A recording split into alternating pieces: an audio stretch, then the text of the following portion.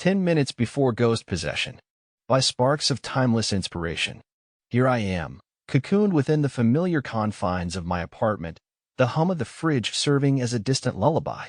Its monotone song is the backdrop of my solitude, the soundtrack to my thoughts. Today's a day just like any other, yet it's different. It marks another year past, another chapter closed. The calendar on my dusty shelf screams the fact in bold red circles, a reminder that I've made another trip around the sun. My phone, however, is as silent as the stars that hide behind the city's restless glow. No birthday wishes, no reminders that I exist in the minds of others.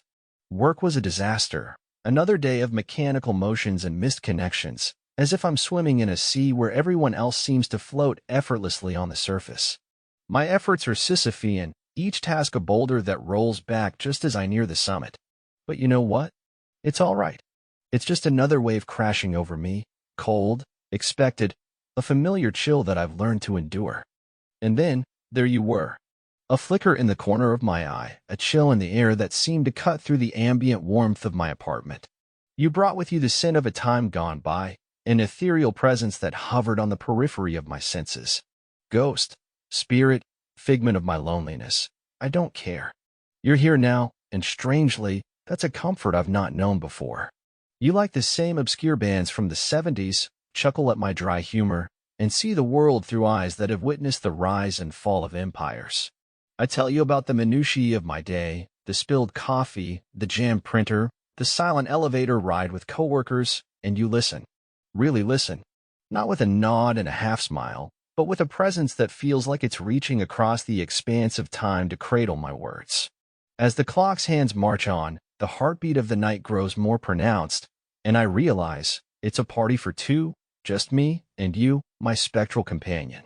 There's no friends, no celebrations, nobody even remembered it's my birthday.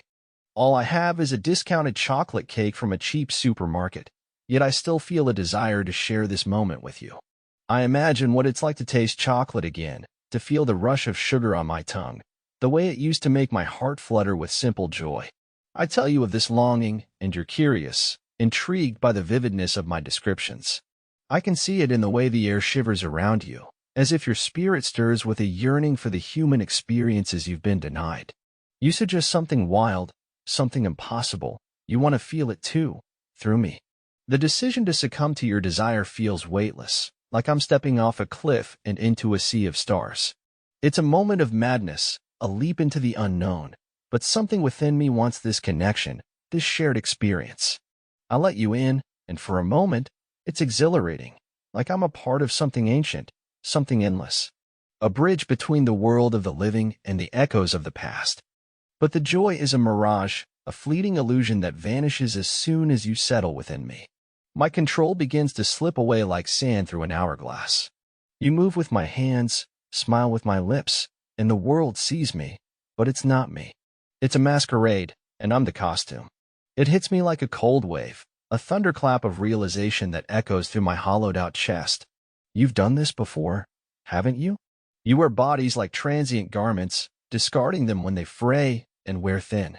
My heart races as I look back through eyes that are no longer solely mine. And there, in the dim recesses of your being, I see them, thousands of them, a sea of souls, stretching back into a fog of time and memory. Faces from bygone eras, eyes that tell silent tales of lives lived, loved, and ultimately lost to your insatiable hunger. You're not just stealing moments, you're taking whole lifetimes, weaving them into the tapestry of your existence. And I'm just the latest thread to be pulled into the pattern, a fresh canvas for you to paint with your borrowed colors. I'm here, yet I'm not. I'm a spectator, a whisper in the gallery of ghosts that you've curated over countless years. I scream, but it's a silent, desperate sound, swallowed by the void that now separates us. I see you savoring the cake, the sweetness I'll never taste, the life that's slipping through my fingers. You're feasting on the very essence of existence, and I'm fading, becoming just another shadow in your crowded vault of stolen time. The realization claws at me. I am alone, truly alone, in a way that's deeper than a forgotten birthday or a failed job. I'm a spectator in my own body, and you monster wearing my skin, parade in the sunlight that I yearn for. But amidst this silent horror, I see it now, the truth and the lie. You are not eternal. You are a thief, a shadow afraid of the unending dark, perpetually clinging to the light of lives that are not yours to live. You may have claimed my body, but you will not have my spirit. You've amassed souls, but you cannot erase the essence of who we are. We are here, behind your eyes, and one day, one of us will find the crack in your armor, the flaw in your design, and we will break free. Until that day comes, I will watch, I will wait, and I will learn from the others who share this prison.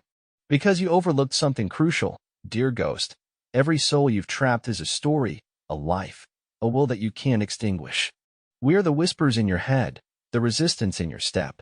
We are the humanity, the conscience, the empathy you can never possess. We are the collective strength against your singular greed. You may force us to the background, but we will never fade away. We will bide our time, and when you least expect it, we will be your undoing. The end.